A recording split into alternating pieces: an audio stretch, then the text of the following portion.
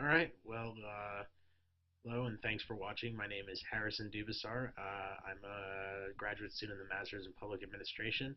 And that's me right over there as requested.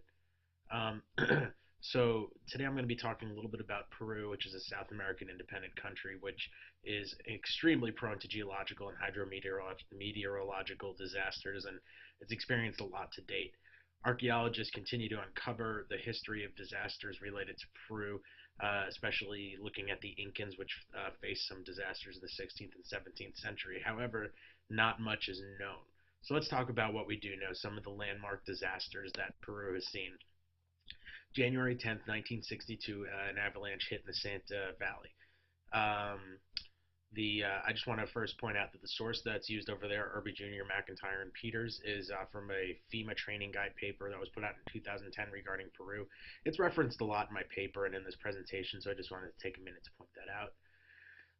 So it mentions that there's a whole lot of ice and blocks that came down, and so here's the sort of the region where it came in. So it started right up there, made its way down the mountain, and just to give you a point of reference, that's 16 kilometers worth of height, giving a lot of room for this to travel. And so there were many people at the bottom. The incredible force caused it to destroy everything within its path. There was no warning with an avalanche, as there usually isn't. And according to this FEMA paper, more than 4,000 people were killed and 9 towns were completely wiped out. Next one, let's talk about the Ancash earthquake of 1970. When people talk about Peruvian disasters, they will most likely reference this earthquake. It measured 7.9 on the Richter scale and it occurred off land. The area affected was larger than Belgium and Holland combined. Since construction of homes in Peru is they include minimal mitigating factors, they're not built to a certain code. The majority of the buildings collapsed in the region that felt the effects. Today, the death toll is, while it's somewhat disputed, it's more agreed upon, somewhere around 74,000 people dead, 25,600 missing, and 143,000 injured. And here's one picture of the devastation, and then, of course, here's another. As you can see, it just wiped out everything in its path. Another type of disaster that occurs is one that's caused by the El Nino oscillations. El Nino oscillations, which is off the coastline, occurred sometime around the winter, December time. Um, Brings tons of flooding, tons of rain. And so 1997 and 98 season was worth mentioning, where 374 people lost their lives, 412 were found injured, and about 600,000 people felt the full effects. Again, since there's really no code, no building code, it just wiped out as much as it possibly could in its path. So let's get down to the issue. Why is Peru so disaster prone? Well, it's located on the active South American tectonic plate, which is right there where the red dot is.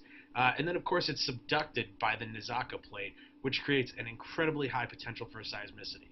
So, what is the emergency management response? Well, let's first talk about the Sistema Nacional de Defensa Civil, which are SINADICI, which it's the governing national system of defense. So it is at the national level which provides programs for prevention and relief with participation of authorities and population in order to protect the life and property and contribute to sustainable development.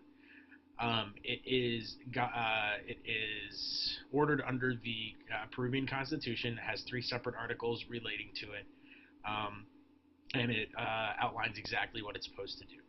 Now, another aspect of Peruvian emergency management and response is going to be El Instituto Nacional de Defensa Civil, or INDECI, and that is a more localized level of synodicy, um, which is not necessarily, it's referenced in the Constitution. However, it's not. It, it's sort of a whole another level of national defense that is a little bit more hands-on. But again, it's not necessarily localized. So under them, you'll have your regional civil defense committees, and those are going to be your hands-on government employees in each region. You know, in your capital, Lima, all the way down to the south and up to the north, they're all going to be different. And then under them, they have civil defense brigades. Civil defense brigades are usually made up of volunteers, and this is something that you usually see in South American countries as well as I know Haiti, for example. I work with the civil defense brigades there. So what kind of management is it? Well, I think it's pretty confused because nobody really assumes control of the issue at hand or what's going on.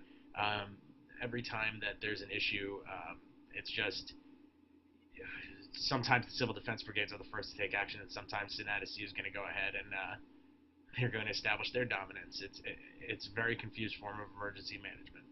So let's talk about partners. Well, first, the International Federation of Red Cross and Red Crescent. They have the what's called the Model Act on Disaster Relief, which governs all cooperation, sends resources, sends mostly response efforts. However, it also outlines a preventative strategy. Um, then also, one of the biggest partners is the Inter-American Development Bank, the IDB. It has a conditional loan of $300 million right now to Peru in order to provide rapid access to these liquid resources so that it can deal on a timely basis with the extraordinary expenditures. Obstacles to disaster management. Well, I mean, again, it's a confused style of management. Um, Too many outsiders are trying to help. Too many people are coming from outside, telling them how it should be, halfway building and then leaving. And again, I put reminiscent of Haiti because again, that's the biggest problem in Haiti as well. And I've done some research there, and that just doesn't help when people come and let's say they just leave a tent but don't build it. I think that's the best way to put it. Another reason is the people are poor, so they can't build houses that are able to survive earthquakes, that are able to survive hurricanes, tornadoes.